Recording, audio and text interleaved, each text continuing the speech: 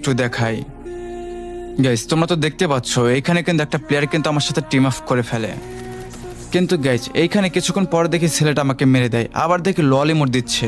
তো তারপর আমি ওই ছেলেটাকে আমি ফ্রেন্ড রিকোয়েস্ট দেই। তো তারপর আমি আবারও প্র্যাকটিস করা স্টার্ট করি, তখন দেখি আমার ফ্রেন্ড আমাকে বুকিং দিছে। তো তারপর আমি ব্যাগ দিয়ে দিই।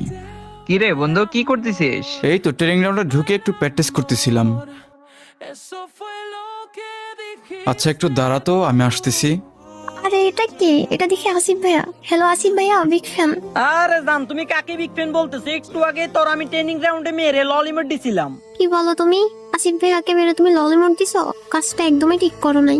আরে লল দেবো না তো কি দেবো? এসব প্লেয়ারদের খাওয়া আছে নাকি? কি রে বুঝলাম না, বেয়াদবি করতেছিস কেন? বেয়াদবি করলে তুই কি করবি? কাস্টম খেলবি আমার সাথে?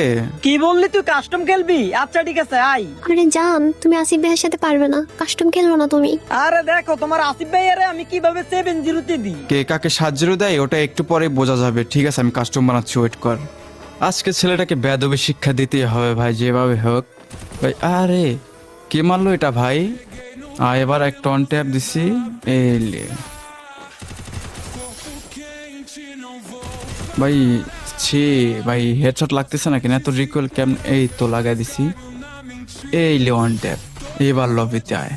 আমি তোমাকে আগেই বলছিলাম আসিফ ভাইয়ের সাথে তুমি পারবে না। আচ্ছা তুমি একটু চলে যাও, আমি আসতেছি। চুপ থাকো তুমি। আচ্ছা আসিফ ভাই, আমি একটা কথা বলি, আমি তো আপনার ছোট বোনের মতো, এবারের মতো ওকে মাফ করে দেন, ও বুঝতে পারে।